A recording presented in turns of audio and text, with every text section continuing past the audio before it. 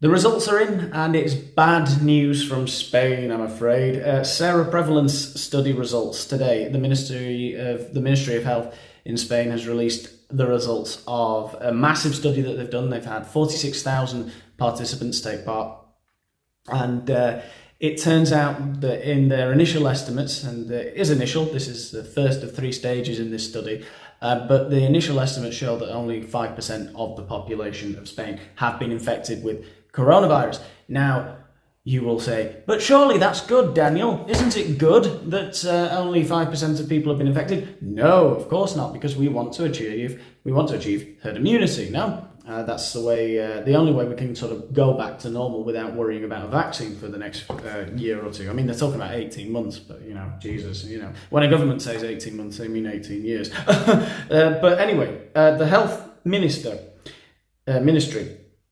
and the health minister, he was involved, I think, published this seroprevalence study today. It's not good. 5%, as I say, is what they're estimating. It's terrible, really. Why?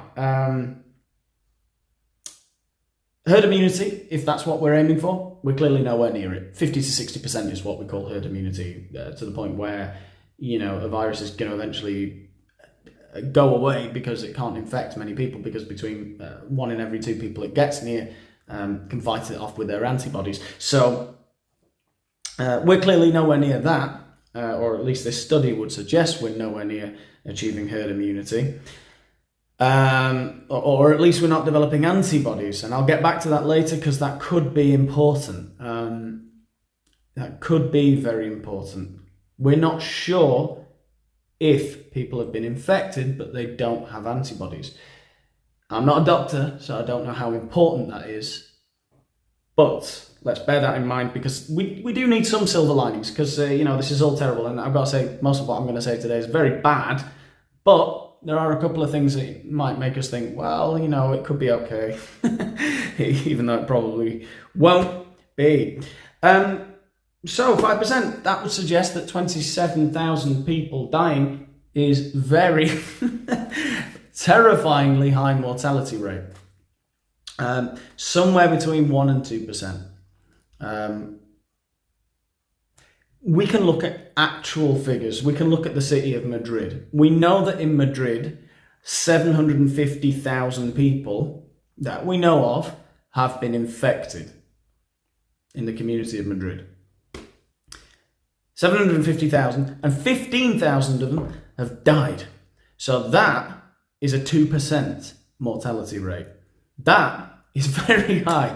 That is a lot higher than normal seasonal flu. So, unless there's anyone out there who still thinks this is just the flu, which it's not. I kind of said it for a while because I'm I'm not scared of it. So, but it's clearly not. There's a lot of excess deaths in all the countries. You can look at it. Actually, I'd recommend look that up, because that's something they're not talking much about in the media. Look up excess deaths. At least all of the European countries register their deaths on a monthly basis and put them on this website. And there are some countries who, interestingly, have not had a spike in deaths, or a very abnormal spike in deaths over this time period. And they are countries like Germany, Denmark. But you look at Sweden, you look at Britain, you look at France, you look at Italy, you look at Spain, they've all had this massive spike of excess deaths that you wouldn't expect around this time of year. And almost unprecedented, though there are some exceptions. It's interesting to have a look at. It's really interesting. You can see that there have been other spikes, but they tend to be around the seasonal flu period, towards the end of the calendar year and the beginning of the calendar year. Anyway, getting back to what I was saying before, if what we've seen in Madrid is accurate, it would suggest there is a 2% mortality rate. 1 in 50 people who get infected with coronavirus die. That's not good. Why is that not good? Well, it's much higher than, as we said, normal viruses that we're normally exposed to.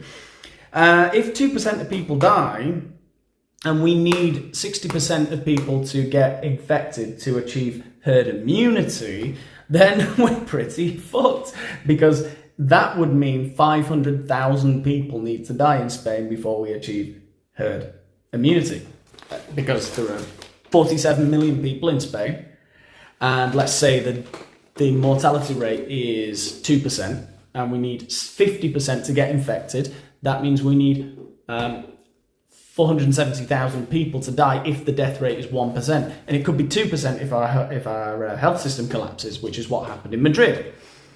So, what do we do?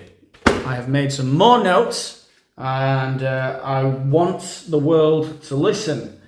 This is very bad, because there's no vaccine in sight so far, and herd immunity is going to be extremely slow, because obviously we cannot afford to just reopen very, very quickly. If, and this is an if, we can't just go back to our normal way of life and just not washing our hands when we go to the toilet. That's normal, right? We can't go back to that way of life if the death rate is as high as 1%.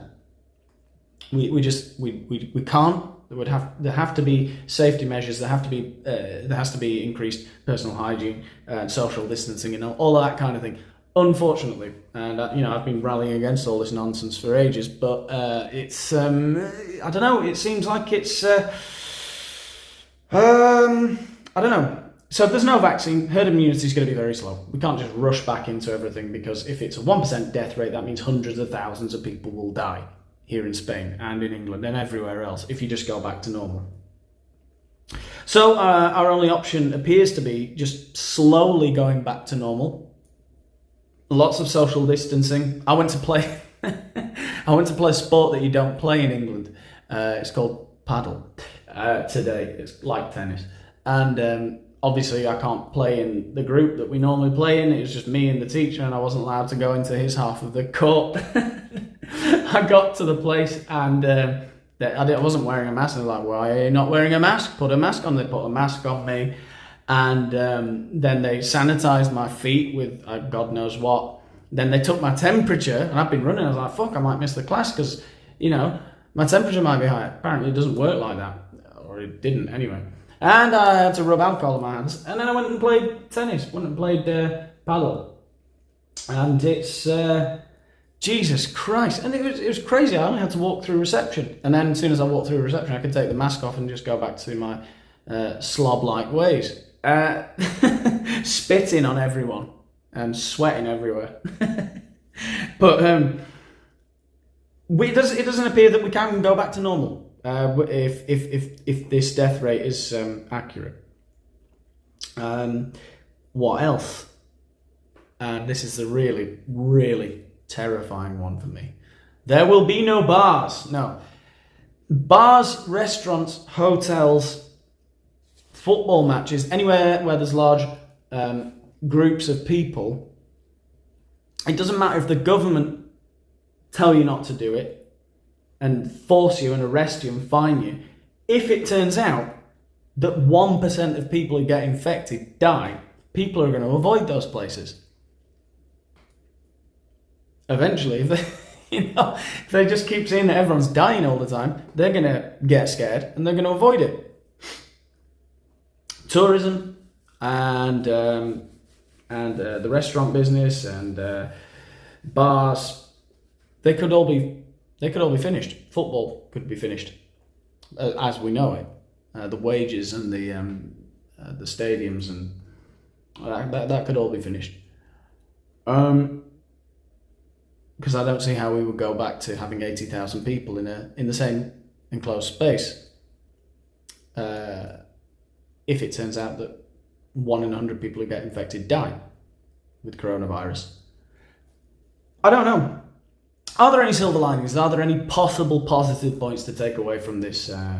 There's two kind of possibly positive.